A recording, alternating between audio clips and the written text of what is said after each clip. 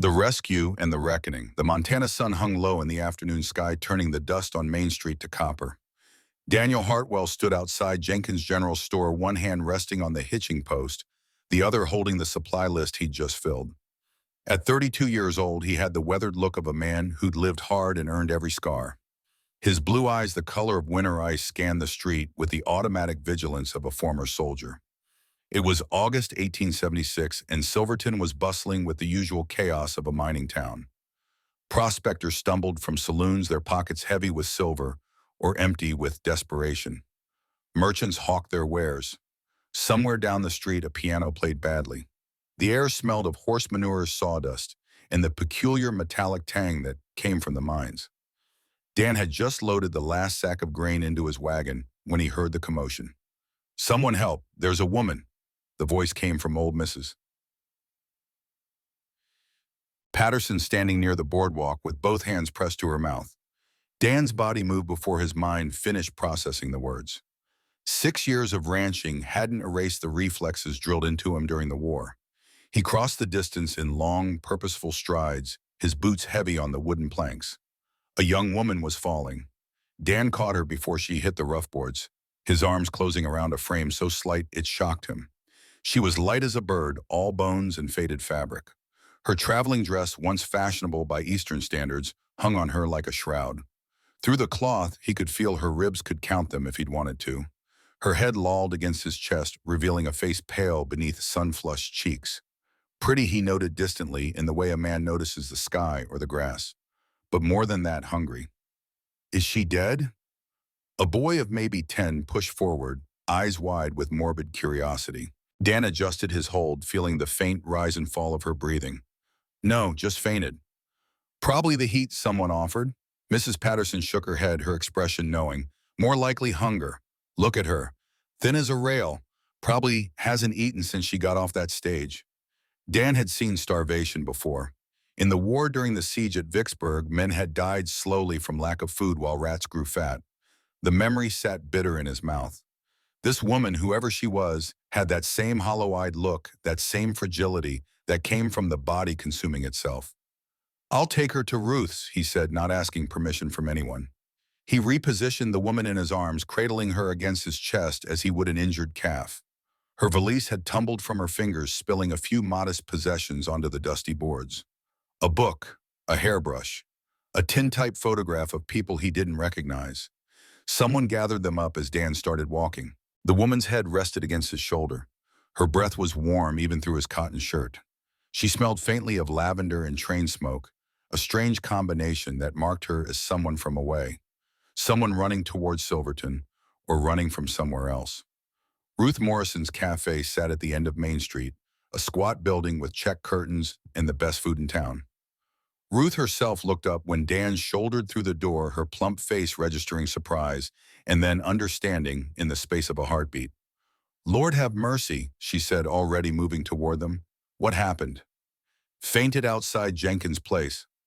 Dan maneuvered between the tables to his usual corner booth, the one with a view of the door. Old habits. "Reckon she needs food more than doctoring." Ruth folded a clean tablecloth to make a pillow as Dan laid the woman gently on the bench. Up close, he could see more details. Chestnut hair escaping from pins. A small mole near her left ear. Hands that were soft but red raw, suggesting recent manual work they weren't accustomed to. She wore a thin gold ring on her right hand, not her left. Unmarried then or widowed. "Poor thing," Ruth murmured, studying the woman's face.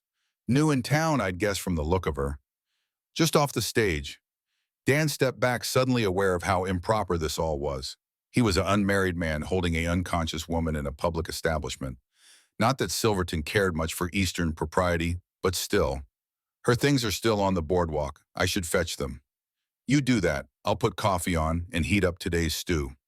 When Dan returned with the valise, the woman was beginning to stir.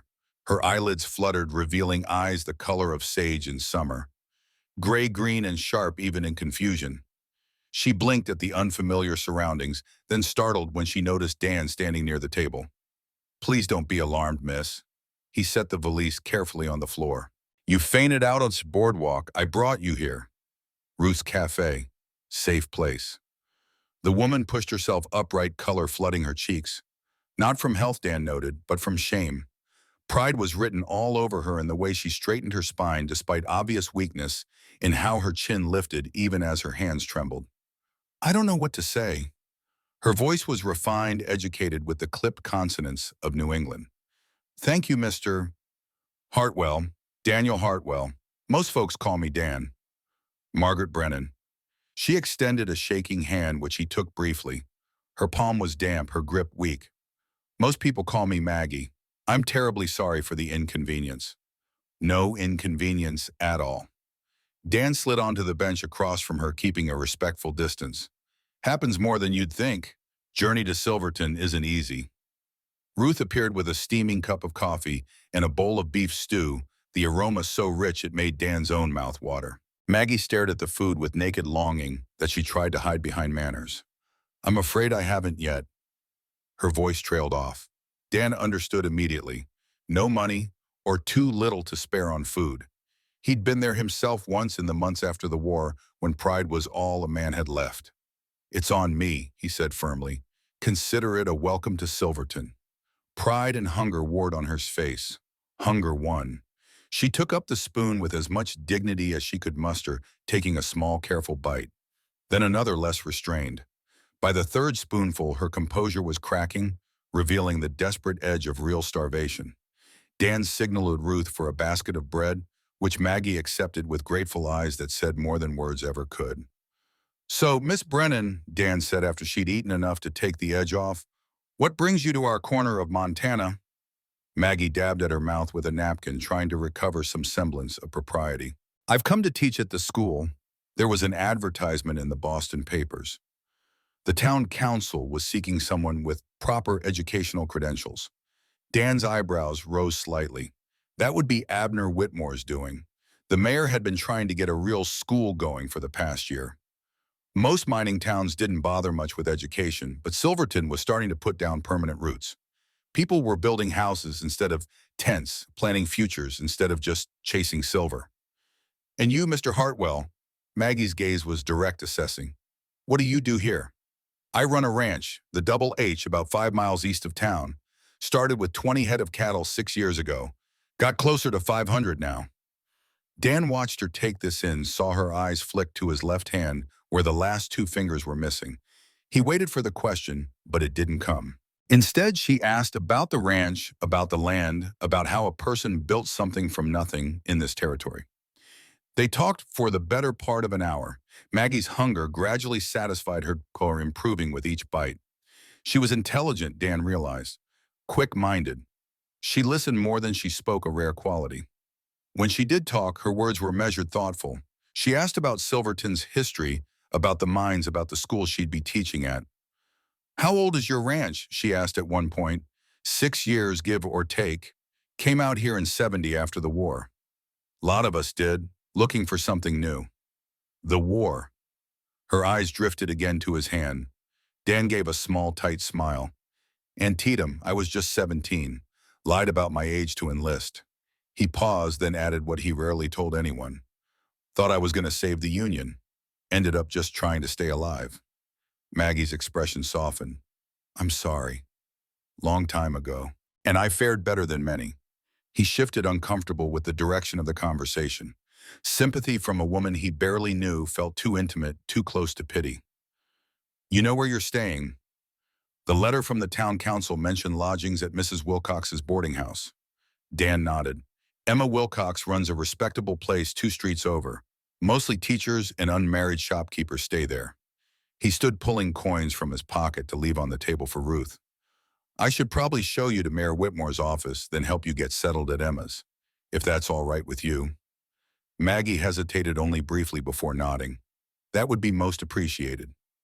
As they stepped back onto the boardwalk, the afternoon had shifted toward evening.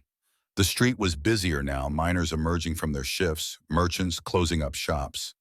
Dan carried her valise, ignoring the curious looks from townspeople who knew him as a man who kept to himself.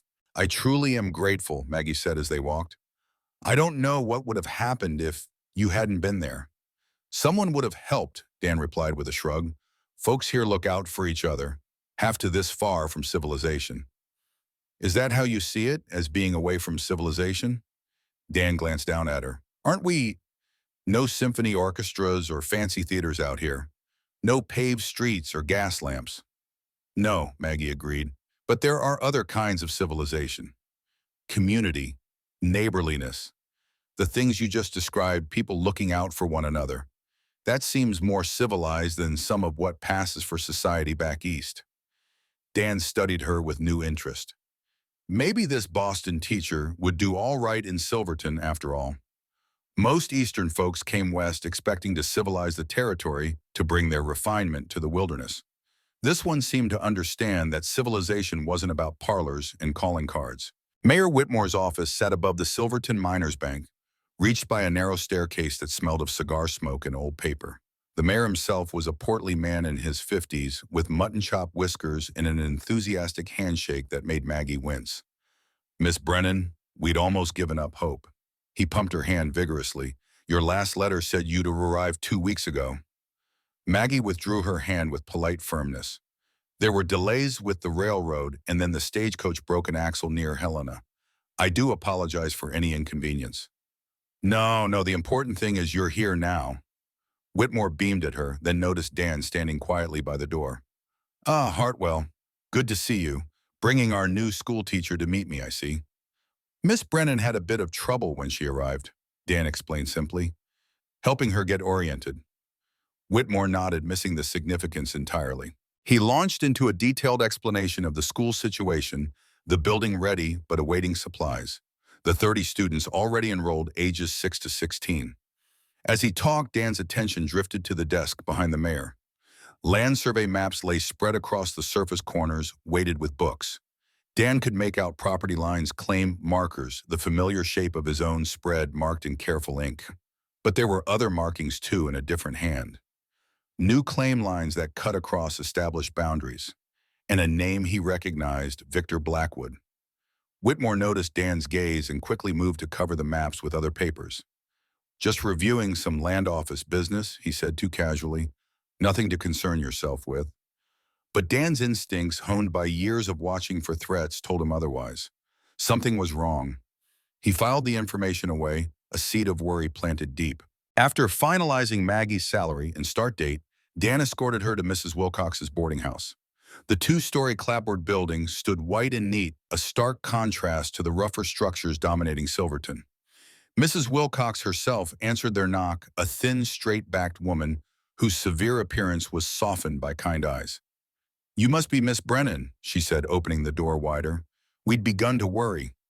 As Maggie explained about the delays, Dan set her valise inside the tidy parlor. Mrs. Wilcox's eyebrows rose slightly when she noticed him. Mr. Hartwell, she said, her tone somewhere between surprise and approval. Rare to see you in town at this hour. Had business, Dan replied. Miss Brennan needed help. Mrs. Wilcox's expression suggested she understood more than Dan had said. You've always been helpful, like your father. The mention of his father sent a familiar ache through Dan's chest. Thomas Hartwell had been dead 6 years, but the weight of his legacy never lightened. I'll leave you in Mrs. Wilcox's capable hands, Dan said to Maggie, touching the brim of his hat. If you need anything, Ruth at the cafe usually knows where to find me when I'm in town. Thank you again, Maggie said warmly, for everything. Something passed between them, then a moment of connection that surprised them both. Dan nodded once and departed, his mind already turning to the ranch, to the work waiting, and to those maps in Whitmore's office. The 5-mile ride to the Double H Ranch gave Dan time to think. The wagon rolled over familiar ruts, the horses knowing the way by heart. Around him, the Montana landscape stretched vast and indifferent. Mountains rose to the west, their peaks already touched with early snow. The valley where his ranch sat was sheltered, good water, good grass. His father had chosen well. Thomas Hartwell, soldier, pioneer, dead man. Dan's hands tightened on the reins as memories surfaced unbidden. His father had been a Union veteran like himself, wounded at Shiloh and sent home to die slowly. But Thomas Hartwell hadn't died. He'd recovered enough to hear about the Homestead Act, about free land out west for those willing to claim it and work it. In 1807, with Dan still fighting in the war, Thomas had traveled to Montana Territory and filed a claim on 160 acres of what would become the Double H. But the wound from Shiloh had never truly healed. In 1870, infection set in. Thomas died before he could complete the legal paperwork for the homestead, before he could prove his 5 years of continuous residence and improvement. He'd left Dan a letter, a land claim map, and the ranch itself half-built and legally uncertain. Build something that lasts, the letter had said. Make the sacrifice worth it. Dan had tried. For 6 years, he'd poured everything into the ranch. 20 cattle had become 500. A rough cabin had become a solid timber house with 4 bedrooms and glass windows. He'd hired Carlos Martinez as foreman, employed hands during roundup, built barns and corrals and fences. The Double H was successful by any measure, but he'd never gone back to the land office to complete his father's claim. He'd assumed that living on the land, improving it, working it for 6 years, made it his by right. The law he was about to learn cared less about right than about paperwork. Carlos was waiting when Dan pulled the wagon up to the barn. Carlos Martinez, a fellow veteran who'd fought for the Union, despite being Mexican, despite facing prejudice from both sides. He was lean and hard with a scar across his left cheek and eyes that missed nothing. "How was town?" Carlos asked in Spanish, his preferred language when they were alone. "Met the new school teacher," Dan replied in the same language. His Spanish was rough, but serviceable. "She'll do fine," Carlos grinned. "She interesting?" Dan ignored the implication. "Where's the boy?" "In the barn, working on that saddle like you showed him." Samuel Hartwell emerged as if summoned, a boy of 10, with serious dark eyes and his father's stubborn chin. Sam was Dan's nephew, the son of Dan's younger brother, who died of fever 2 years back. The boy's mother had died in childbirth, leaving Sam alone in the world until Dan brought him to the ranch a year ago. "Uncle Dan." Sam's greeting was quiet, reserved. The boy had learned early that loud voices brought trouble. "Sam." Dan ruffled the boy's hair, one of the few gestures of affection he allowed himself. "How's that saddle coming?" "Almost done. Carlos says I'm getting better at the stitching." "Good. Man needs to know how to repair his own gear." Dan looked at Carlos. "Everything quiet while I was gone?" "Quiet enough. North fence still needs mending. I'll take Sam tomorrow, teach him proper." Dan nodded approval. Teaching the boy was as much Carlos's job as Dan's. Sam needed to learn the ranch work, needed to understand that survival in Montana meant knowing 100 skills and mastering them all. That evening, as the sun set fire to the western mountains, Dan stood on the porch of his house and looked over his land. 500 head of cattle grazed in the valley. The barn stood solid. The house his father had started and he had finished rose 2 stories, a monument to stubbornness and sweat. Inside, he could hear Sam setting the table while Carlos finished cooking. The boy had taken to ranch life better than Dan had dared hope. He worked hard, complained little, and watched everything with those serious eyes, learning. "Uncle Dan." Sam appeared in the doorway. "Supper's ready." They ate simply beef, beans, bread that Carlos's wife had baked. The 3 of them sat around the table Dan had built himself, and for a moment it felt like family. Not the family Dan had lost, but something new, something worth protecting. "Sam," Dan said as they cleared the plates, "you thinking about school?" The boy looked up, uncertainty crossing his face. "I don't know. I can learn ranch work from you and Carlos." "Ranch work keeps you alive," Dan agreed. "But education makes you free. Your grandfather believed that. So do I." Sam considered this. "If I go to school, I can still help with chores." "Course, school's only during the day. Plenty of work left for evenings." Dan paused. "The new teacher, Miss Brennan, seems capable. I think you'd do well." "All right," Sam agreed. "I'll try it." That night, Dan lay in bed and stared at the ceiling. Sleep came hard, as it often did.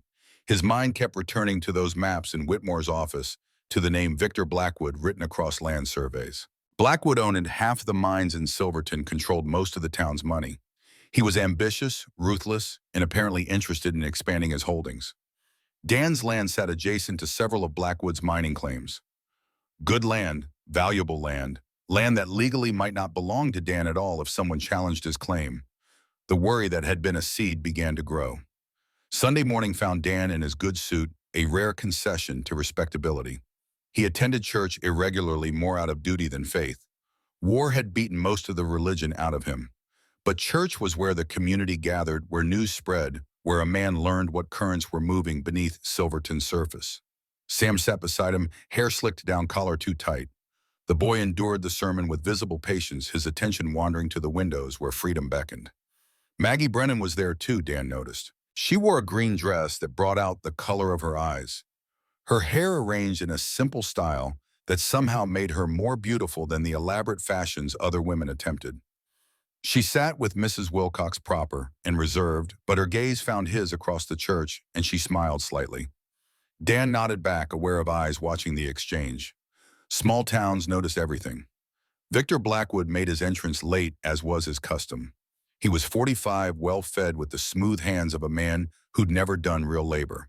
His daughter Victoria clung to his arm, 18, and spoiled her dress far too elaborate for a frontier church. They processed down the aisle like royalty, taking a pew near the front. Blackwood's eyes swept the congregation and landed on Dan. For a moment, the two men held each other's gaze. Blackwood's smile was politician smooth, but his eyes calculated, measured, assessed.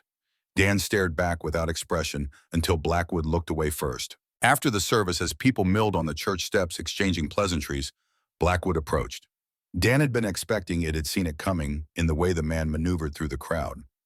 Hartwell, Blackwood's handshake was firm, practiced. "We need to talk about your land." Dan didn't return the smile. "My land, nothing to talk about."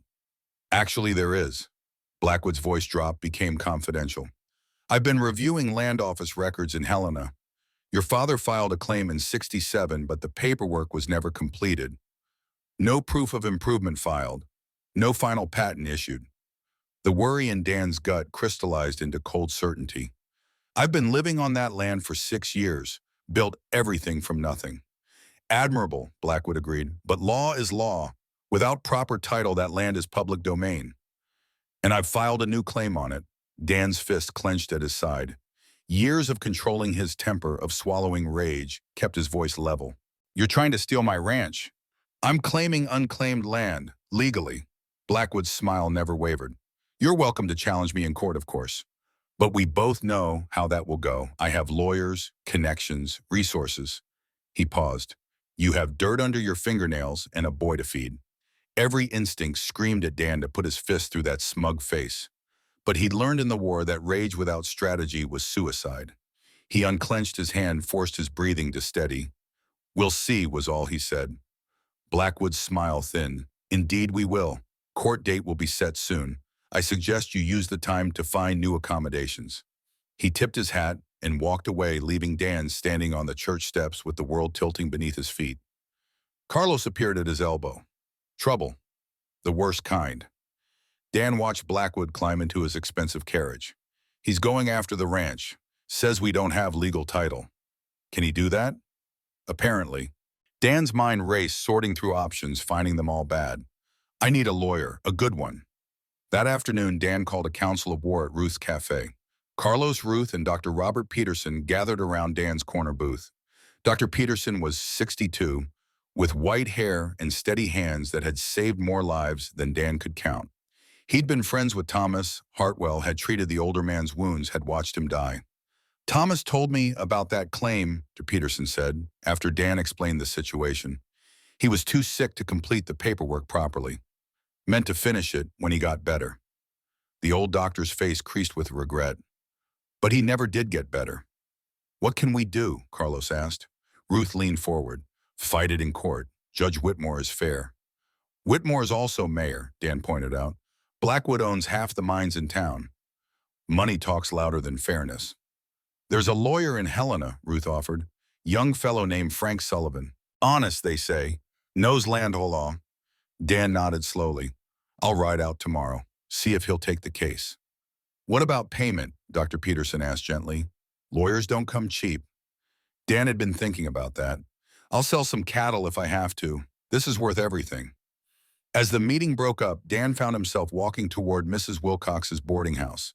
He told himself it was strategy, that Maggie Brennan was educated and might have insights into legal matters. But part of him, a part he wasn't ready to examine, just wanted to see her again. Mrs. Wilcox answered his knock with knowing eyes. "Mr. Hartwell, Miss Brennan is in the parlor if you'd like to see her." Maggie looked up from a book when he entered, surprise and something else, pleasure, maybe, crossing her face. "Dan, this is unexpected." He remained standing, hat in hands. "I need advice. You said your father was a banker. Would he have dealt with land law?" "Some."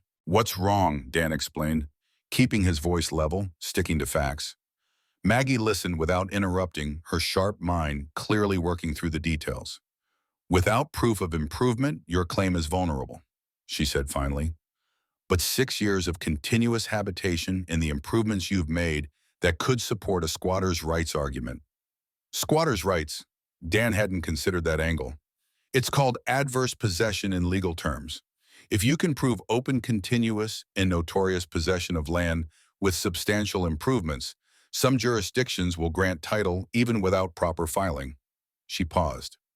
You'd need witnesses, receipts, survey proof. Dan felt the first stirring of hope. I have receipts. Carlos can testify. Ruth can too. Then you have a fighting chance. Maggie's eyes met his. What Blackwood's doing, it's theft dressed in legal language. I don't like bullies. Neither do I. Dan allowed himself a small smile. Thank you, Miss Brennan. Maggie, she corrected. We're allies now, aren't we? Reckon we are. 2 weeks passed. Dan rode to Helena and secured Frank Sullivan's services.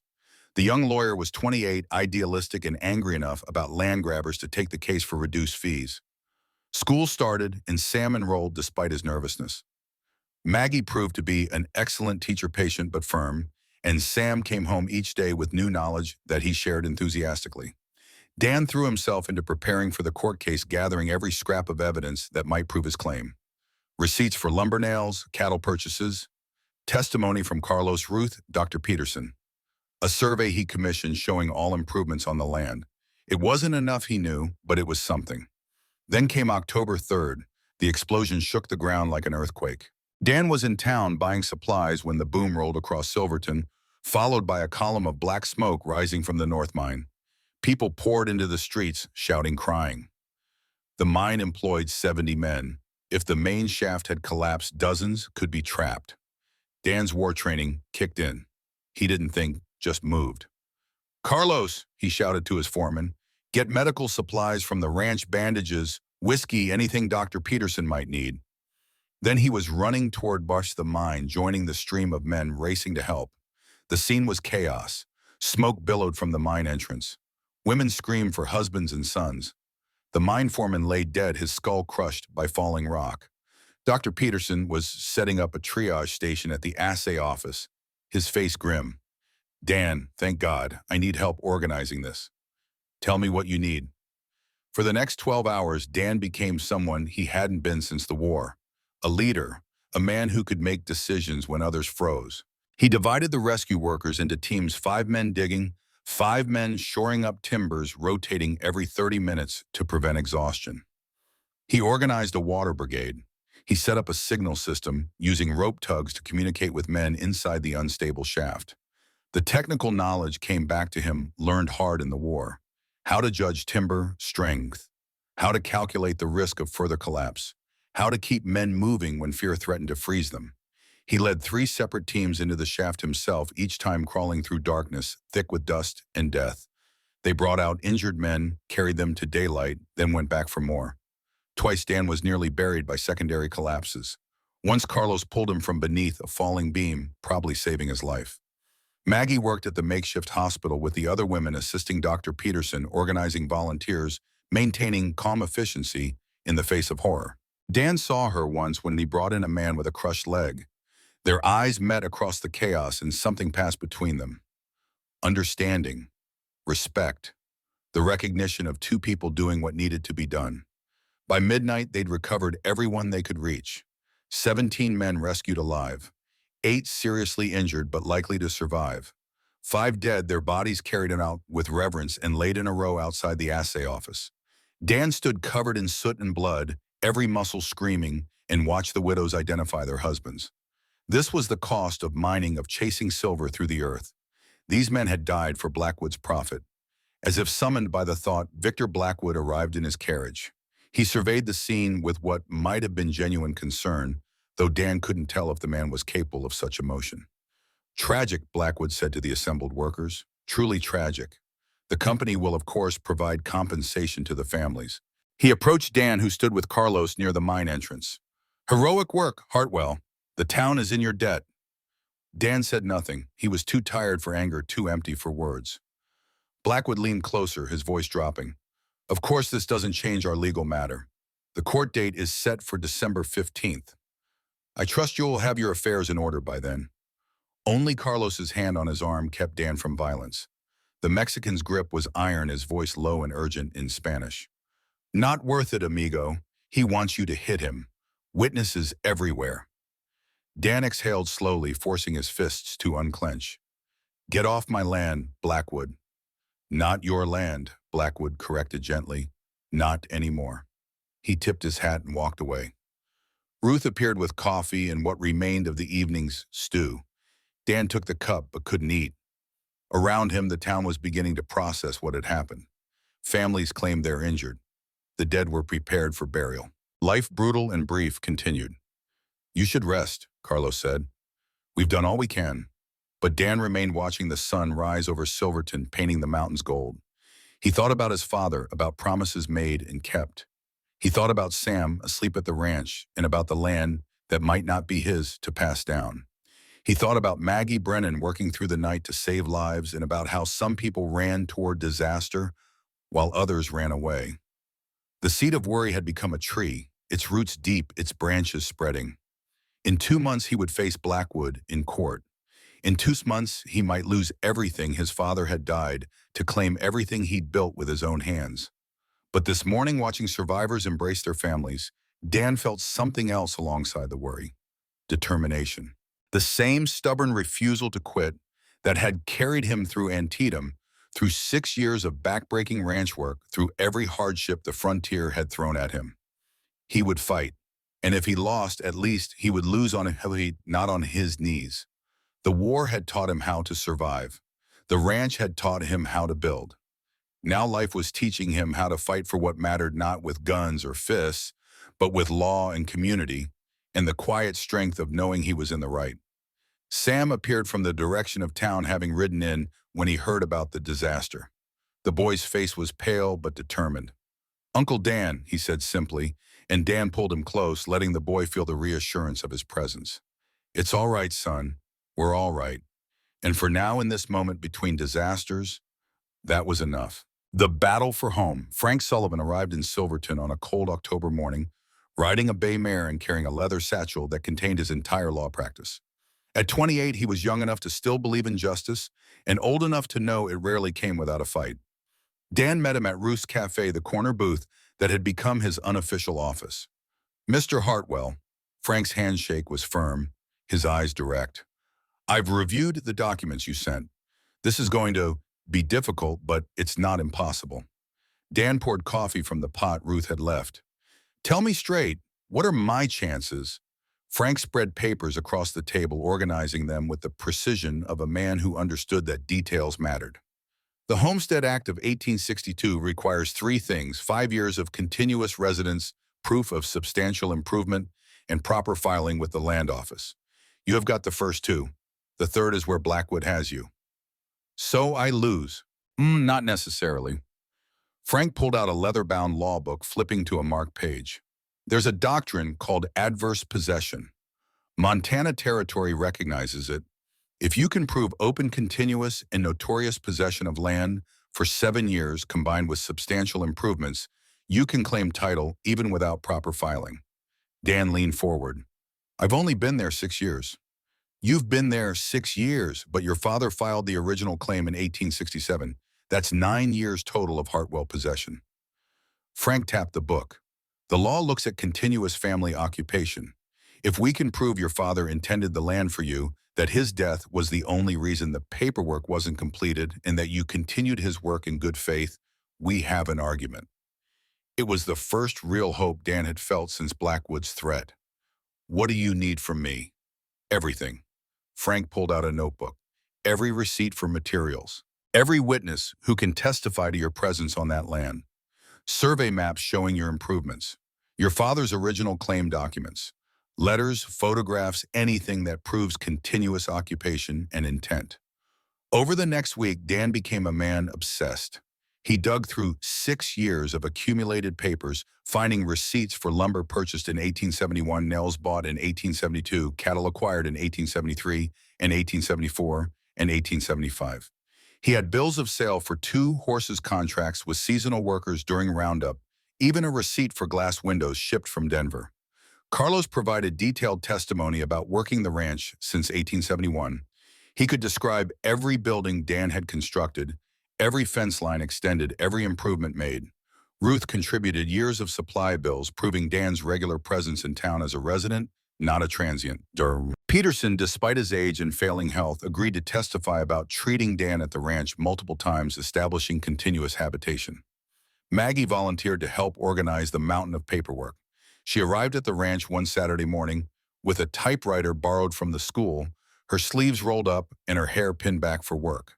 Dan showed her into the house, suddenly conscious of how bachelor rough it was, clean but sparse, functional not comfortable.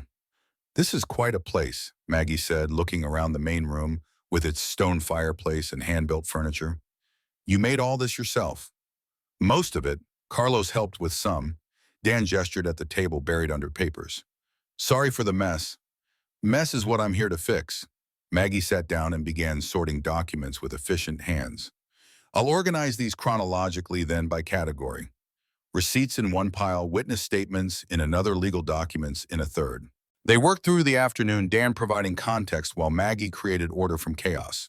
She asked sharp questions, noted inconsistencies, suggested ways to strengthen their case. Watching her work, Dan realized she had a mind suited for this kind of detail, this kind of strategic thinking.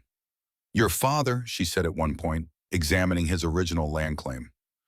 "What was he like?" Dan paused in sorting receipts. People rarely asked about Thomas Hartwell. Most folks in Silverton had never known him. "Stubborn, proud, believed in building things that lasted." He smiled slightly. "Guess I got that from him." "And the war wound that killed him?" "Shiloh, 1862. Took a bullet in the gut, survived somehow. But the wound never healed right. Infection came back years later." Dan's voice went flat the way it did when talking about death. "He died hard. Took 2 weeks. By the end, he couldn't even write his own name." Maggie's hand covered his briefly. "I'm sorry. He left me a letter. Said to build something worth the sacrifice." Dan looked out the window at the land spreading before them. "I've tried, but if Blackwood wins, it'll all be for nothing. Then we make sure Blackwood doesn't win." Sam appeared in the doorway, dusty from afternoon chores. He stopped when he saw Maggie, suddenly shy. "Sorry, Uncle Dan. Didn't know you had company." "Sam, this is Miss Brennan, your teacher." "Hello, Sam." Maggie smiled at the boy. "You've been doing excellent work in school. Your reading has improved remarkably." Sam ducked his head, pleased. "Thank you, ma'am." "Why don't you help us?" Maggie suggested. "We're organizing documents. You could sort these receipts by year." The three of them worked together as the afternoon shadows lengthened. Dan found himself watching them, his nephew and this woman from Boston, bent over papers and talking quietly. It felt like something he'd never had before. Not family exactly, but not friendship either. Something new. Something that made the house feel less empty. By evening, they'd created a timeline of Dan's 6 years on the ranch, a visual proof of continuous improvement and investment. Maggie had typed witness statements on official-looking paper. She'd organized receipts into a ledger that showed over $3,000 invested in improvements. "This is good," she said, surveying their work. "This is very good. Any reasonable judge would see you've more than met the spirit of the Homestead Act." "Whitmore's reasonable," Dan agreed, "but he's also politically minded. Blackwood has influence." "Then we give the judge no choice but to rule in your favor." Maggie's eyes were fierce. "We make the evidence so overwhelming that ruling against you would be obvious corruption." Dan drove her back to town as dusk fell, Sam sitting between them on the wagon seat. The boy chattered about school, about the books he was reading, about how Miss Brennan had let him help younger students with their arithmetic. Maggie listened with genuine interest, asking questions that made Sam think. At Mrs. Wilcox's boarding house, Dan helped Maggie down from the wagon. Their hands touched, held a moment longer than necessary. "Thank you," he said, "for today, for all of it. We're fighting the same fight, Dan. I told you I don't like bullies. It's more than that now." Dan surprised himself by admitting it. "You've become important. To Sam, to me." Maggie's eyes searched his face. "Good, because you've become important to me too." The next morning brought the first sign that Blackwood was done playing by rules. Dan rode out to check the north fence line and found 3 sections, cut his cattle scattered across open range. It took him and Carlos 2 days to round up the animals and repair the damage. 2 cows were missing, likely stolen or wandered too far to find. "This is deliberate," Carlos said, examining the cut wire. "Clean cuts. Someone with tools did this." "Blackwood's men." Dan's jaw tightened. "He's trying to provoke me." "What do we do?" "Fix the fence, find the cattle. Don't give him what he wants." Dan mounted his horse. "He wants me to confront him, to do something stupid. Violence would give him excuse to paint me as dangerous, unstable. We fight him in court, not with fists." But the harassment continued. A week later, someone poisoned the water source that fed his southern pasture. 3 more cattle died before Dan discovered the contamination. He had to dig a new well, backbreaking work that cost time and money he didn't have. Then Blackwood's men started following Carlos's wife when she went to town. Nothing overt, just presence. Intimidation. The message was clear: no one around Dan was safe. Frank Sullivan heard about the incidents and came to the ranch. "This is witness intimidation. We could bring charges."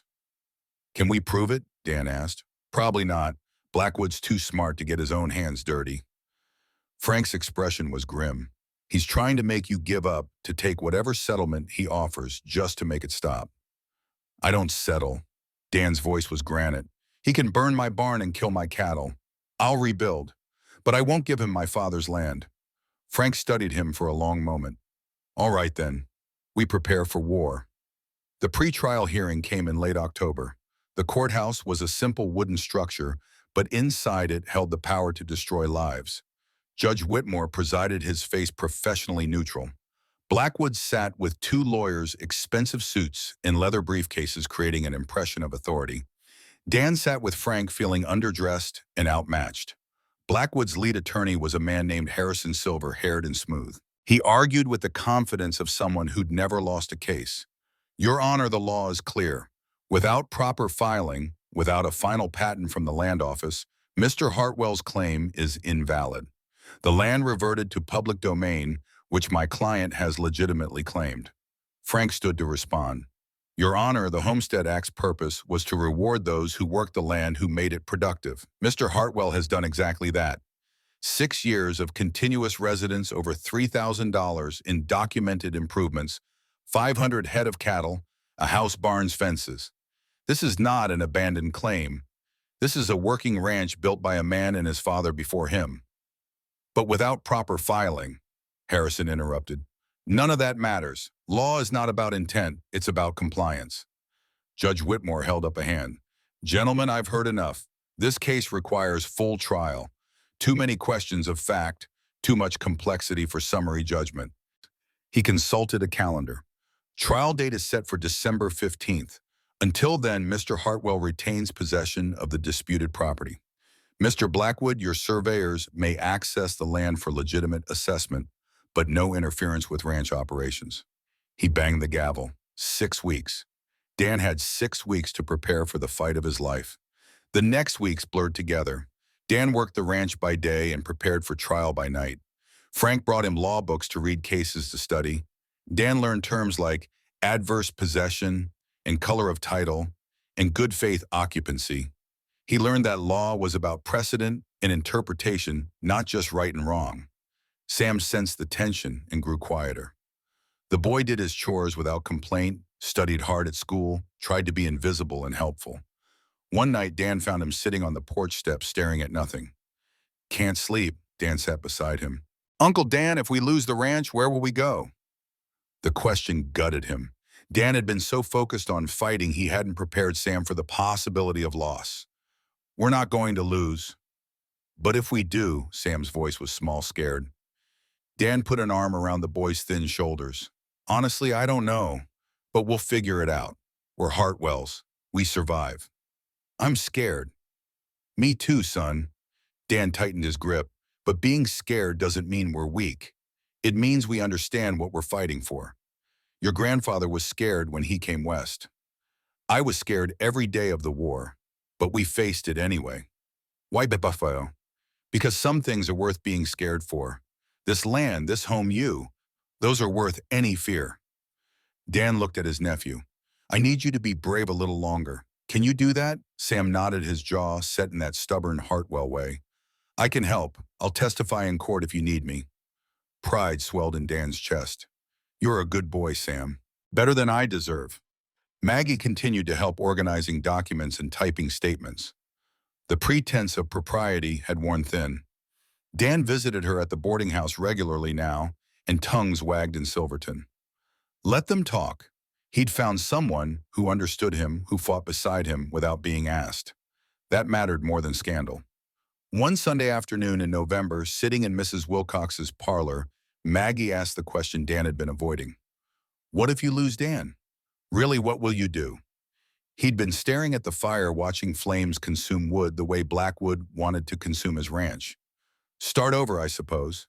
Take Sam somewhere else. Find work. Build again. That's not a plan, that's surrender. What else is there? Dan's frustration broke through. I can lose everything I've built, everything my father died for because of paperwork I didn't file. What kind of justice is that? The legal kind.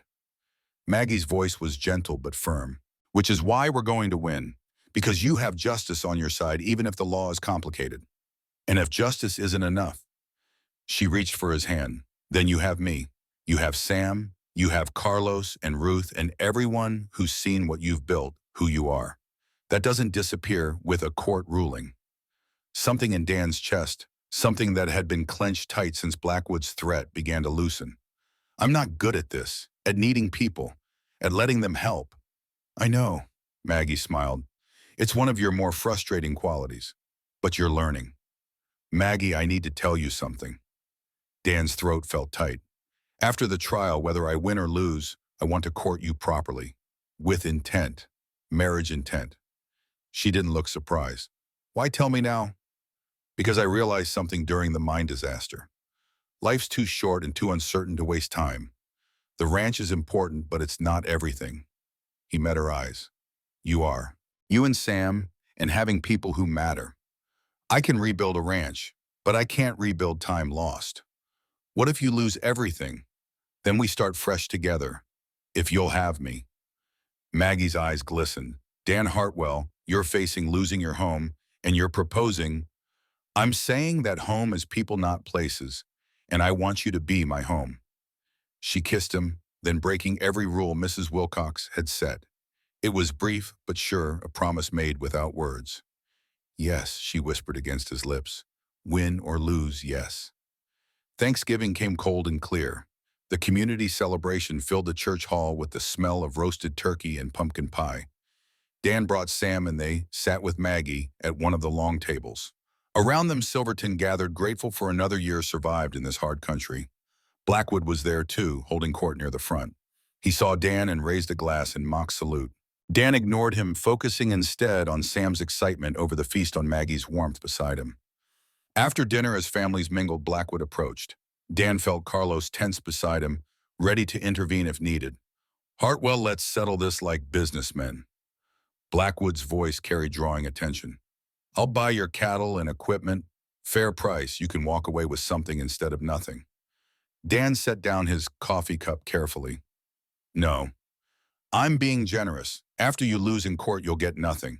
This way you leave with dignity. Some things aren't for sale.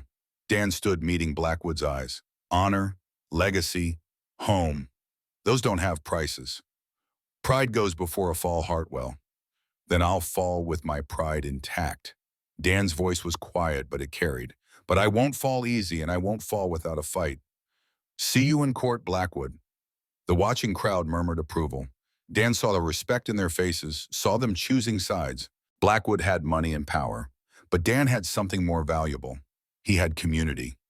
December brought snow and the approaching trial date. Frank arrived with concerning news. Dan, we have a problem. Dr. Peterson suffered a stroke. He's alive but can't speak clearly. He won't be able to testify. Dan felt the ground shift. Dr. Peterson was their key witness to the early days to Thomas Hartwell's original claim and intent. Without him, a crucial piece of their case vanished. Coincidence? Carlos asked darkly. Can't prove otherwise, Frank admitted. The doctor's old. These things happen. But Dan wondered, Blackwood's harassment had been escalating. Was this natural or engineered? He'd never know. What mattered was adapting. "What are our chances without Peterson?" he asked. Frank hesitated. "Still good, but it hurts. He was going to testify that your father explicitly intended the land for you, that the incomplete paperwork was due to illness, not abandonment.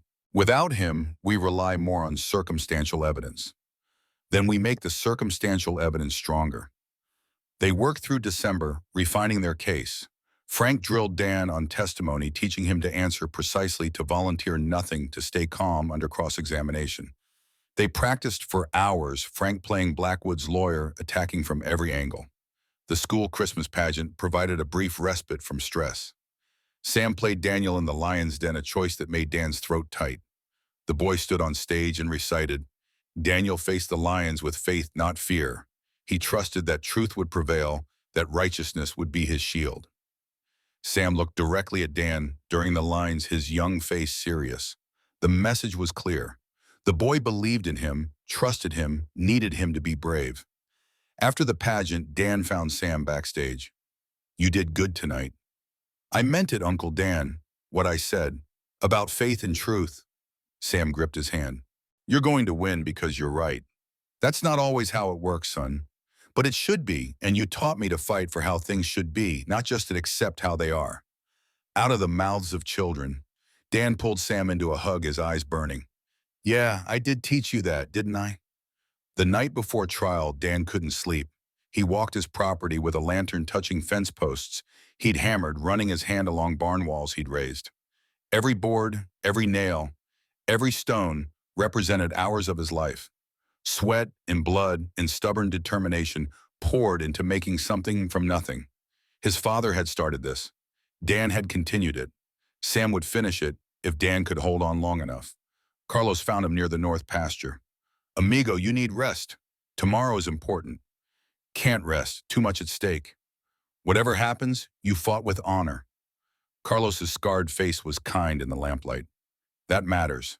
Honor doesn't keep a roof over Sam's head." "No, but it makes you a man worth following. That's why we fight for you, not for land, for you." Dan looked at his foreman, his friend, this man who'd followed him from war to wilderness. "Thank you, Carlos, for everything. Save your thanks until we win." December 15th dawned gray and cold. Dan dressed in his only suit, the one he'd worn at his father's funeral. He looked at himself in the mirror and saw Thomas Hartwell staring back. Same stubborn jaw, same hard eyes, same refusal to quit. "All right, old man," he said to the reflection. "Let's finish what you started." The courthouse was packed. Word had spread through Silverton. This wasn't just about one man's ranch anymore. It had become a symbol. Could a working man stand against money and power? Could sweat equity count as much as legal paperwork? Everyone wanted to know. Judge Whitmore entered, and the room stood. He was in his 60s, white-haired and solemn. A fair man, people said, but also cautious. He wouldn't want to make waves. Blackwood sat at the plaintiff's table with his two lawyers, confident and relaxed. Dan sat with Frank, trying to project calm he didn't feel. "All rise for the case of Blackwood versus Hartwell land dispute." It had begun. Blackwood's lawyer, Harrison, delivered his opening statement with practiced ease. "Your Honor, this case is simple. The law requires proper filing for homestead claims. Mr. Hartwell's father failed to complete this filing before his death. Mr. Hartwell himself failed to complete it for 6 subsequent years. Without proper title, the land is public domain. My client has filed a legitimate claim on public domain land. That is his right. That is the law." Frank stood for Dan's side. "Your Honor, the Homestead Act exists to reward those who work the land, who turn wilderness into productivity. The Hartwell family has done exactly that. Thomas Hartwell claimed this land in 1870 and began improvements. His death in 1870 prevented completion of paperwork, but his son Daniel continued his work in good faith. 9 years of continuous Hartwell family occupation. Over $3,000 in documented improvements. This is not abandoned land. This is a working ranch built by 2 generations of one family. The law must serve justice, not just paperwork." Judge Whitmore nodded. "Proceed with evidence." The prosecution went first. Harrison called a land office clerk who testified that no final patent had been issued for Thomas Hartwell's claim. He called a surveyor clearly paid by Blackwood who minimized Dan's improvements. Adequate for basic ranching, but nothing exceptional. I've seen better. Frank's cross-examination was surgical. Did you count the cattle on the property? No, but the claim was about improvements to land, not livestock. Did you measure the house? 2 stories, 4 bedrooms, 2,000 square feet. The surveyor shifted. I estimated the size. Did you inspect the barn, the corrals, the fences? Did you examine receipts showing $3,000 invested? I did a visual survey. So your testimony is based on a brief visual inspection, not detailed measurement or documentation. Well, yes, but I'm experienced in evaluating land. No further questions. Frank sat down, having successfully painted the surveyor as cursory and biased. The mining engineer Blackwood called next argued that the land was better suited for mineral rights exploration than ranching. Frank demolished that quickly. This land has supported 500 head of cattle for 3 years. How is it unsuitable for ranching? It could be used more profitably for mining. That wasn't the question. Is it suitable for ranching, yes or no? It's adequate. Thank you. Then it was Dan's turn to present his case. Carlos testified first, describing in detail every building Dan had constructed, every improvement made. He brought receipts, photographs, detailed accounts of 6 years of labor. Ruth followed, providing years of supply records that proved Dan's continuous presence. She was folksy and honest, and the judge clearly liked her. Maggie testified about the timeline she'd created, about the organized evidence of continuous improvement. She was articulate and credible, and Harrison barely challenged her on cross-examination. Then Sam took the stand. The boy was nervous but determined. Frank led him gently. Sam, how long have you lived at the ranch? A year, sir, since my father died. And what's it like there? Sam's face lit up. It's home. Uncle Dan taught me everything. How to ride, how to mend fence, how to care for cattle. He reads to me at night from my grandfather's books. He makes sure I go to school. He's building something for our family, for our future. Harrison had the sense not to cross-examine a child. Sam stepped down and Dan met his eyes. The boy had done well. Finally, Frank called Dan to the stand. This was the moment everything balanced on. Dan swore to tell the truth and sat down, acutely aware of every eye in the courtroom. Frank led him through the basics. When he'd arrived in Montana, how he'd found his father's claim, what he'd built. Mr. Hartwell, why didn't you complete the land office paperwork? Dan took a breath. Ignorance. I thought living on the land, improving it, working it for 6 years made it mine. I was wrong. I should have filed properly. That's on me. But you never abandoned the claim. Never. I've been there every day for 6 years. Built everything with my own hands. Invested everything I had. Then Harrison stood for cross-examination. His smile was shark-like. Mr. Hartwell, you admit you failed to file proper paperwork. I do. You admit you were negligent in completing your father's claim. I admit I made a mistake. A mistake that invalidates your claim to the land. A mistake that doesn't change 6 years of sweat and sacrifice. But legally, your claim is invalid, correct? Dan met Harrison's eyes. I'm not a lawyer. You tell me. I'm asking you. Then my answer is this. I don't know if my claim is legally valid.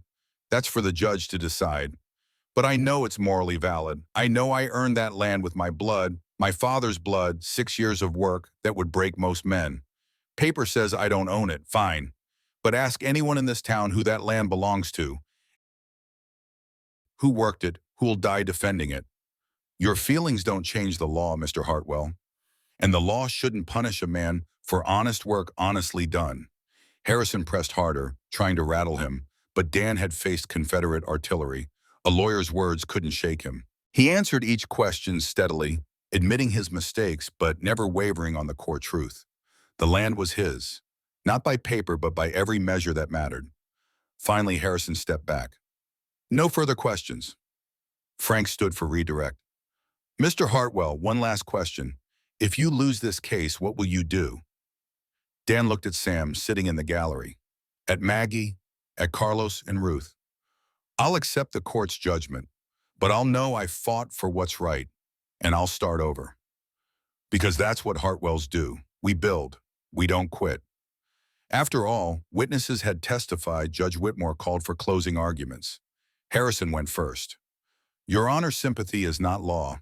Mr. Hartwell's story is admirable, but the law requires compliance, not effort. Without proper filing, his claim fails. My client has filed properly. The decision is clear. Frank stood. Your Honor, the law serves justice. The Homestead Act's purpose was to reward those who made land productive. The Hartwells did that. 9 years of family occupation, substantial documented improvements. A working ranch that employs people, contributes to the community, represents everything the Homestead Act was meant to encourage. Yes, paperwork was incomplete, but does that erase 9 years of honest work? Does that justify allowing a wealthy man to steal what a poor man built? The law must have a heart. I ask you to give it one. Judge Whitmore looked at both sides. This is a complex case. I need time to review the law and evidence carefully. I'll issue my ruling on December 20th. Court is adjourned. 5 days. Dan had 5 days to wait. He walked out of the courthouse into cold December air, feeling hollowed out. He'd given everything he had. Now it was in the judge's hands. Maggie found him on the courthouse steps. You were magnificent. I was desperate. You were honest. That matters. She took his hand, not caring who saw. Whatever happens, we face it together. Sam hugged him fiercely. Carlos gripped his shoulder. Ruth pressed a basket of food into his hands. For the wait, she said, you need to eat. Blackwood emerged from the courthouse, saw the group surrounding Dan, and his smile faded. He'd expected isolation. Instead, he saw community. Dan met his eyes across the steps. Neither man spoke. But the message was clear. Whatever the judge ruled, Dan had already won something Blackwood would never have. He had people who stood with him, not for profit, but for principle. The 5 days stretched like years. Dan tried to work but couldn't focus. He tried to sleep but lay awake staring at ceilings. Frank visited daily with reassuring words that didn't reassure. The whole town seemed to hold its breath. On the morning of December 20th, Dan rode to town through fresh snow. The courthouse looked like a judge itself, stern and unforgiving. Inside the gallery filled quickly. This verdict would reverberate beyond one ranch. Judge Whitmore entered at exactly 9 o'clock. His face revealed nothing. I've reviewed the law extensively, he began. This is indeed a difficult case. Both parties have legitimate arguments. Dan's heart hammered. Get to it, he thought. Just tell me. The Homestead Act requires proof of continuous residence. The evidence clearly shows this was satisfied. It requires proof of improvement. Again, satisfied beyond question. $3,000 documented substantially more in undocumented labor. But it also requires proper filing. Here, Mr. Hartwell failed. Dan felt the world tilting. However, Whitmore continued, I must also consider equity. The doctrine of adverse possession exists precisely for situations like this, where a good faith occupant substantially improves land over time. The law recognizes their claim even without perfect paperwork. Hope flickered. Mr. Hartwell admitted his mistake. That honesty matters. He never abandoned the claim. He continued his father's work in good faith. The question is whether 7 years of adverse possession is met. Mr. Hartwell has been on the land 6 years, but his father filed the original claim in 1867. Combined, that's 9 years of continuous Hartwell family occupation. Whitmore paused, and the silence was absolute. Furthermore, the purpose of law is justice. Mr. Blackwood's claim, while technically proper, is an attempt to profit from another man's mistake. The law should not reward such opportunism. Dan couldn't breathe. Therefore, I rule in favor of Daniel Hartwell. His claim to the land is valid under adverse possession doctrine, combined with his father's original filing and his own substantial improvements. He is granted 90 days to complete proper filing with the land office. Mr. Blackwood's claim is denied. The courtroom erupted. Dan sat stunned as Frank grabbed his hand, shaking it vigorously. Sam was crying, Maggie was laughing. Carlos shouted something in Spanish that sounded like a prayer. Dan stood on shaking legs and looked at the judge. Thank you, Your Honor. Whitmore nodded. Don't thank me. Thank your father for starting what you finished. Now go complete that paperwork. Blackwood stormed out, his lawyers trailing. At the door, he turned back. This isn't over, Hartwell. Dan met his glare. Yes, it is. Outside, the town celebrated. People Dan barely knew shook his hand. Miners he'd saved from the disaster clapped his shoulders. Ruth was crying into her apron. Even Mrs. Wilcox allowed herself a smile. But Dan knew the truth. He'd won the legal battle. But his ranch was damaged from Blackwood's harassment. His savings were depleted from legal fees. Winter was coming and he had cattle to feed with a poisoned water source and cut fences. He'd won the right to keep his land. Now he had to figure out how to survive on it. That night back at the ranch, Dan stood on his porch and looked at his kingdom. 500 head of cattle in a valley ringed by mountains. A house his father started and he finished. A boy who needed raising. A woman who'd agreed to share his future. He'd won. But the hardest part he suspected was just beginning. The legacy victory tasted like ash in Dan's mouth. He'd won the legal battle on December 20th, but the ranch still bore the scars of Blackwood's campaign. 3 sections of fence remained unrepaired. The poisoned water source meant hauling from the creek daily, backbreaking work in winter. 2 cattle were still missing. And the legal fees, even with Frank's generosity, had drained savings Dan needed for spring operations. The week before Christmas brought no respite. Carlos reported that someone had been watching the ranch from the tree line. Dan saw the tracks himself, boot prints in fresh snow, always keeping distance but maintaining surveillance. Blackwood might have lost in court, but he hadn't accepted defeat.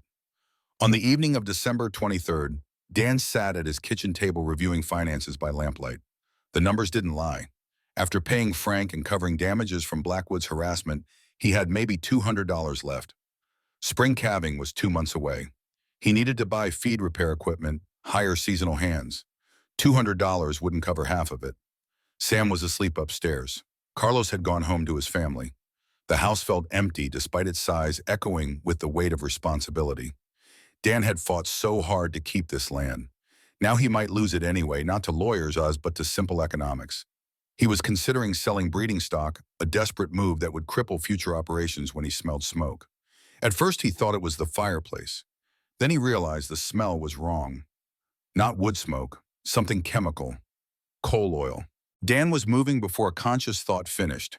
He grabbed his rifle from above the door and ran outside. The barn was burning. Flames climbed the eastern wall, fed by something that made them burn hot and fast. In the corral, horses screamed and kicked at the fence. Cattle in the nearby pasture bellowed their panic, visible even in darkness. "Carlos!" Dan shouted, knowing his foreman's cabin was too far to hear. "Sam, get out here!" He ran to the barn, heat hitting him like a physical force. The main doors were blocked by fire. He circled to the side entrance, yanking it open. Smoke poured out thick and choking. Inside, he could hear animals thrashing. 3 horses were stalled inside. 2 pregnant cows he'd been monitoring. Equipment worth hundreds of dollars. And his father's saddle, the one Thomas Hartwell had carried through the war, the one Dan had learned to ride on as a boy. The smoke was too thick to see. Dan dropped low, covering his mouth with his shirt. The heat was intense, singeing his eyebrows, making his skin feel like it was melting. He found the first horse by sound, a mare wild with fear. He grabbed her halter and pulled, fighting her panic and his own. Outside, Sam appeared in his nightshirt. "Uncle Dan, what's happening?" "Pump water." Dan shoved the mare toward the boy. "Get her away from the barn, then pump every bucket you can." He went back in. The second horse was easier, already near the door. The third was trapped in the back stall, flames between them. Dan had seconds to decide. The structure was failing. He could hear beams cracking overhead. He took a breath of relatively clean air and sprinted through the flames. Heat seared his left arm. He felt his shirt catch fire but ignored it. The horse was a young stallion, valuable breeding stock. Dan got the stall open, slapped the animal hard on the rump. The horse bolted toward light, toward safety. The pregnant cows were next. They were slower, more stubborn. Dan got one moving, but the second wouldn't budge. A beam fell 10 feet away, showering sparks. The roof was going. Carlos appeared like a ghost through the smoke. "I've got her, get out!" Together, they pushed the reluctant cow toward the door. Dan's lungs burned. Every breath was agony. But they got the animal out seconds before the main roof support cracked with a sound like a cannon shot. "Out!" Carlos grabbed Dan's arm and pulled. They stumbled into open air as the barn roof collapsed inward with a roar. Flames shot 50 feet high, turning night to day. Dan stood bent over, coughing so hard he thought his ribs would crack. His left arm was badly burned, the skin already blistering, but he was alive. Sam ran up with a bucket of water. It was pathetically inadequate against the inferno, but the boy's effort mattered. Carlos took it and threw it on Dan's smoldering shirt. They saved the 3 horses. They saved the 2 pregnant cows. Dan had grabbed his father's saddle on his last trip out, throwing it clear. But the barn itself was lost. The structure his father had started and he had expanded, burned like a funeral pyre. Equipment, hay for the winter tools accumulated over 6 years, all of it consumed. Dan sank to his knees in the snow, watching his barn die.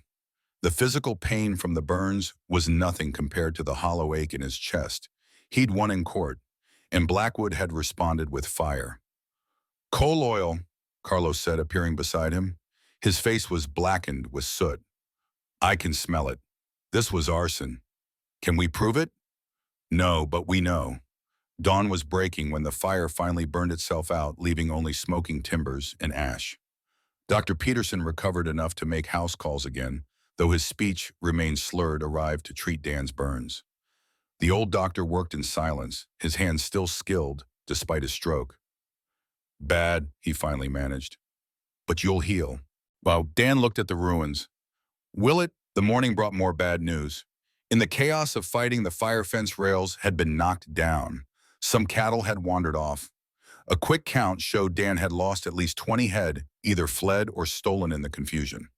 At current prices, that was $400 money he absolutely couldn't afford to lose. Frank Sullivan rode out from town, having heard about the fire. He stood beside Dan, surveying the destruction.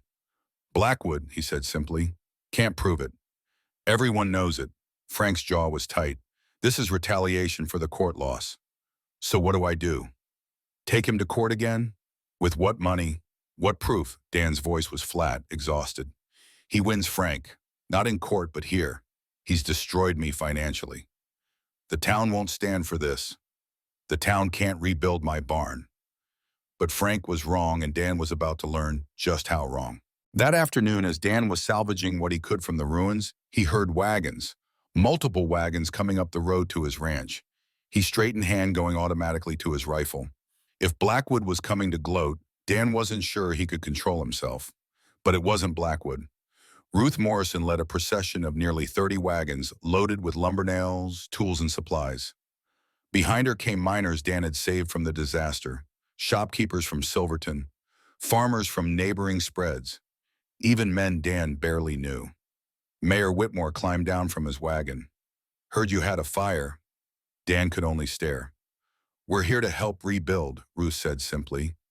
"Can't let Blackwood win." "I can't pay you." "Didn't ask you to." She gestured to the wagons. Everyone donated what they could, lumber from Jenkins' store, nails from the smithy. Even Blackwood's miners contributed, though they did it quiet-like. Carlos appeared at Dan's shoulder. "Amigo, I think you should let them help." Dan's throat was too tight to speak. He managed a nod. What followed was frontier magic. 30 men working with the efficiency of a military operation. They cleared the burned debris by noon. By evening, the framework of a new barn stood skeletal against the winter sky. Women brought food. Children hauled small supplies. The entire community moved as one organism with a single purpose. Maggie arrived with Sam, both of them carrying baskets of bread. She found Dan directing a team raising a support beam, his burned arm bandaged but still working. "You should be resting," she scolded. "Can't rest. My barn." "Their barn now, too." She gestured at the crowd. "Look at them, Dan. This is what you build. Not just wood and nails, community, people who stand together." He watched a miner he'd pulled from the collapsed shaft working beside a farmer whose son Sam tutored. 2 men who'd never spoken before, united in rebuilding what malice had destroyed. "I don't deserve this," Dan said quietly. "You saved 17 men from that mine. You stood up to Blackwood when others were afraid. You fight for what's right." Maggie took his good hand. "That's exactly what deserves this." By sunset on December 24th, the barn stood complete, not as large as the original, but solid and weatherproof. Men who'd worked all day refused payment, refused thanks, just clapped Dan's shoulder and went home to their families. Ruth was the last to leave. She pressed an envelope into Dan's hand. From folks in town, for feed and to replace the cattle you lost. Dan opened it, $300 in bills and coins. I can't take this.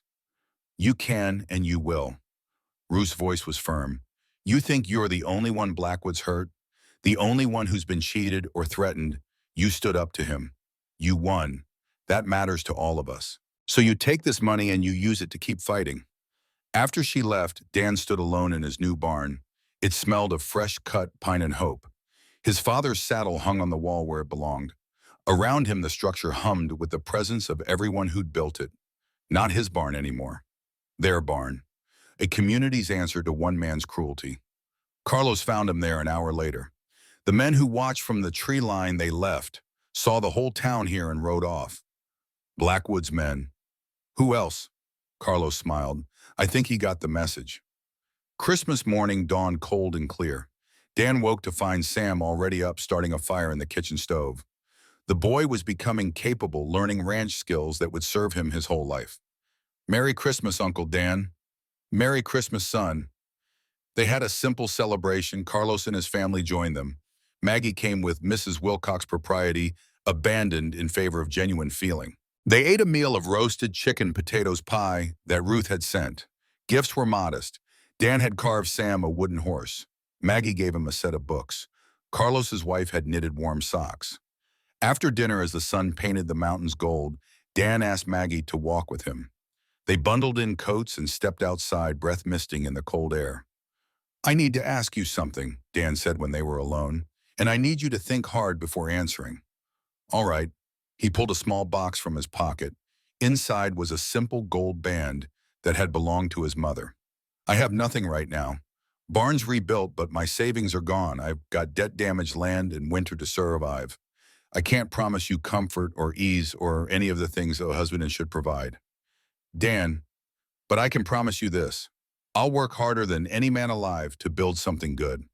I'll protect you and any children we have with my last breath. I'll be faithful and honest and true. He opened the box. I'm asking you to marry me, Maggie, to build this life together, to be my partner in all things. Maggie's eyes filled with tears. You think I came to Montana seeking comfort. I came seeking purpose, meaning, a place where my work mattered. She took his face in her hands. I found all that, and I found you. So yes, Dan Hartwell, yes, I'll marry you. The ring fit perfectly. Dan kissed her as the sun set behind them. The ranch spread out before them like a promise. They'd survived Blackwood. They'd survived fire and legal battles and harassment. They could survive anything together. The wedding took place in early April when the first wildflowers dotted the meadows and the cattle had safely calved. The whole town attended, cramming into the small church until people spilled out the doors. Dan stood at the altar in his good suit, watching Maggie walk toward him on Mayor Whitmore's arm. She was beautiful in a simple white dress Mrs. Wilcox had helped her make. Her hair was loose the way Dan preferred it. She smiled at him and he felt his chest expand with something too large for words. The ceremony was traditional. They exchanged vows that promised forever. When the minister pronounced them husband and wife, Dan kissed her with the reverence due a miracle. Because that's what this was. A miracle that this woman, educated and refined, had chosen a broken soldier with calloused hands and an uncertain future. The celebration afterward filled Ruth's cafe and spilled into the street. There was music and dancing and more food than Dan had seen in years. Blackwood was notably absent, having sold his mining interests and left Montana entirely. Good riddance. As evening fell, Dan and Maggie departed in a wagon decorated with wildflowers. Sam rode with them because he was family, now part of the life they were building. The 5-mile ride to the ranch passed in easy conversation, all three of them relaxed and happy. The ranch house glowed with lamplight when they arrived. Carlos had lit fires in every room, a wedding gift of warmth. Dan carried Maggie across the threshold as tradition demanded, her laughter bright in the quiet house. Welcome home, Mrs. Hartwell. Feels like I've been coming home to this place my whole life, she said. I just didn't know it until now. They gave Sam the room at the end of the hall, the one with windows facing east to catch morning sun. Then Dan showed Maggie their room, the master bedroom with the large bed and the quilt Mrs. Wilcox had made. For a moment, awkwardness descended. They were married now, but still learning each other. Dan saw Maggie's uncertainty and took her hand. "We don't have to rush anything," he said quietly. "We have time." She smiled. "I know, but I don't want to wait. I've waited long enough for a real life to begin." Their wedding night was tender and tentative, and perfect in its imperfection. Two people learning how to be one, building intimacy the way they'd built everything else, with patience and care and commitment. The months that followed established the rhythm of their new life. Maggie continued teaching 3 days a week Dan, driving her to town and back. The rest of the time she worked the ranch alongside him, learning skills no Boston finishing school had taught. She proved capable with horses, gentle with newborn calves, and surprisingly good at keeping books. Carlos taught her to shoot, essential skill for ranch life. Dan taught her to read weather, to spot cattle illness, to judge grass quality. She absorbed it all with the same sharp intelligence she brought to everything. Summer brought the hard work of haying. Maggie worked beside the men shocking hay under brutal sun. Her hands blistered, then calloused.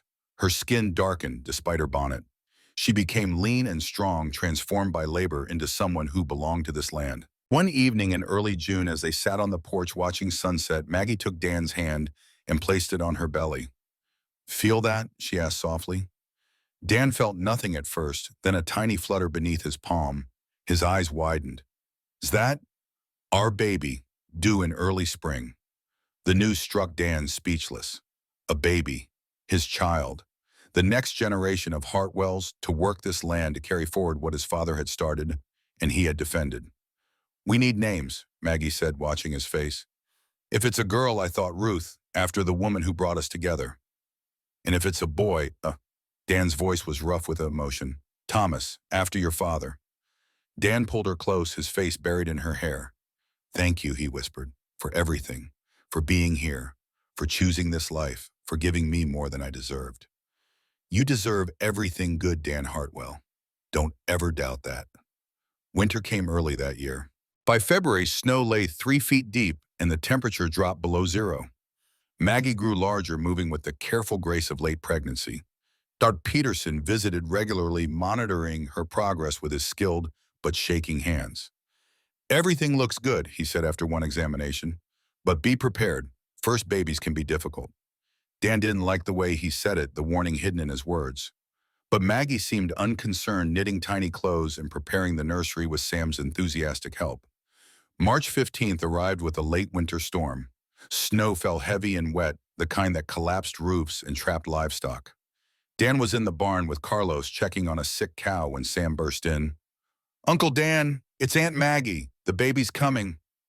They ran to the house. Maggie was in the kitchen, doubled over and gripping the table. Her face was pale, her breathing sharp. "How long?" Dan demanded. "Started an hour ago. Didn't want to worry you." She gasped as another contraction hit. "But they're close now, very close." Dan sent Sam to fetch Dr. Peterson and Carlos's wife Maria, who'd assisted with births before. Then he helped Maggie upstairs, his heart hammering with fear he couldn't show. The labor progressed through the afternoon and into evening. Dr. Peterson arrived and examined Maggie with gentle efficiency. His face grew grave. "The baby's breech," he said quietly to Dan in the hallway.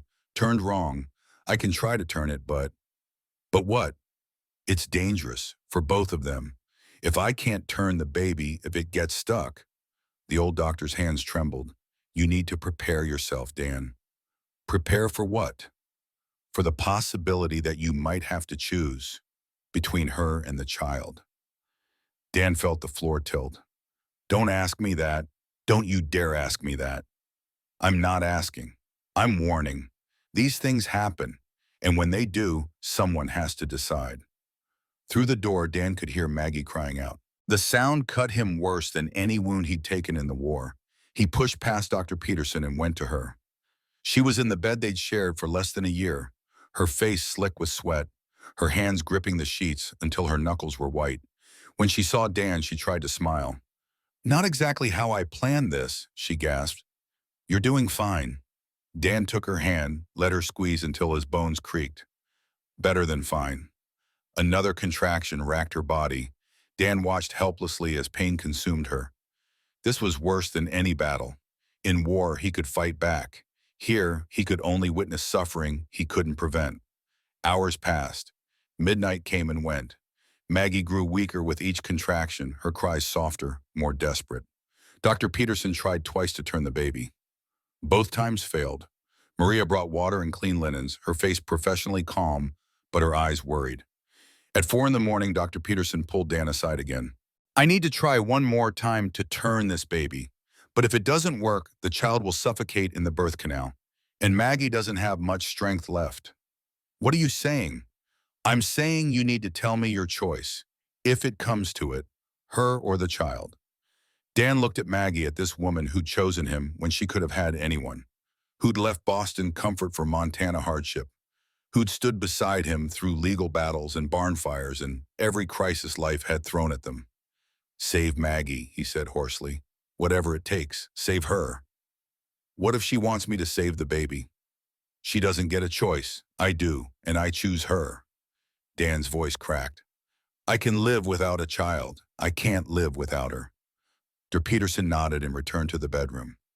Dan stood in the hallway listening to Maggie's weakening cries and prayed harder than he'd ever prayed in his life. Inside the room, Dr. Peterson made one final attempt to turn the baby. Dan heard him giving quiet instructions to Maria, heard Maggie scream, heard Dr. Peterson curse. Then incredibly a different sound, the thin, angry wail of a newborn. Dan burst through the door. Dr. Peterson was holding a tiny blood-covered infant. Maggie lay pale and still at Dan's heart. Maggie, her eyes fluttered open. Dan, the baby. A boy, Dr. Peterson said, his voice shaking with relief. A healthy boy, and your wife will recover. Barely, but she will. Dan couldn't speak. He could only watch as Maria cleaned the baby and wrapped him in soft cloth. Dr. Peterson laid the infant in Maggie's arms, and she looked down at their son with wonder. Thomas, she whispered. Thomas Daniel Hartwell. The baby had Dan's blue eyes and Maggie's delicate features. He was perfect and terrifying and more precious than anything Dan had ever held. Sam crept into the room, his face awed. Is that my cousin, your brother? Dan corrected, pulling the boy close. Family isn't just blood, it's choice, and we choose you. Dr. Peterson packed his instruments with shaking hands. That was close. Too close. Another hour and we'd have lost them both. But they hadn't lost them. Against odds and luck and everything that could go wrong, his family had survived. The weeks that followed were a blur of sleepless nights and constant worry. Maggie recovered slowly, regaining strength day by day. Baby Thomas proved to have healthy lungs and an appetite that kept Maggie exhausted. Dan did what he could, changing diapers and walking the floor, when the baby cried, learning fatherhood the way he'd learned everything else through trial and error. Spring came with a rush of green. The cattle thrived. The new barn stood solid. Dan completed the land office paperwork finally and officially making the ranch his. 9 years after his father's death, the Hartwell claim was legal and unassailable. One evening in June, Dan stood on his porch holding his son while Maggie and Sam prepared dinner inside. The ranch stretched before him, golden in the dying light. 500 head of cattle grazed peacefully. The house and barn stood strong. Fences ran straight and true to the horizon. His father had started this with nothing but a dream and a homestead claim. Dan had continued it through war and hardship and legal battles. Now, Thomas Daniel Hartwell, third generation, would carry it forward. Your grandfather would be proud, Dan whispered to the sleeping infant. Hell, I'm proud. We built something that lasts, something worth fighting for. Maggie appeared beside him, slipping her hand into his. What are you thinking about legacy? How my father died to claim this land, how I almost lost it, how we almost lost each other. He looked at her. And how none of it means anything without family to share it. Your father left you more than land, Maggie said softly. He left you the example of a man who doesn't quit, who builds instead of destroys, who sacrifices for the future. That's the real inheritance. Dan pulled her close, careful not to crush the baby between them. I love you, both of you, all of you. He glanced through the window at Sam setting the table. This family, this life, it's more than I ever thought I'd have. You earned it, every acre, every moment. As the sun set behind the mountains, painting the sky in shades of gold and red, Dan thought about the journey that had brought him here. From a desperate rescue on a dusty boardwalk to this moment of peace and plenty. From a man alone to a man surrounded by family. The hunger that had once brought Maggie to her knees had been satisfied in ways neither of them could have imagined. Not just with food, but with purpose and belonging and love that transformed strangers into family hardship, into strength, and a piece of Montana wilderness into home. No regrets, Maggie asked, echoing a question from long ago. Dan looked at his wife, his son, his ranch, his life. Not one. Years later, when Thomas was old enough to understand, Dan would tell him the story. How his mother had fainted from hunger, and his father had carried her to safety. How they'd fought legal battles and barn fires, and every obstacle the frontier could throw at them. How community and courage and stubborn refusal to quit had built the Double H Ranch into something that would last generations. But tonight he simply stood and held his family and watched the sun set over the land that was finally legally, irrevocably his. Land that had cost him everything and given him more. Land soaked with his father's blood and his own sweat.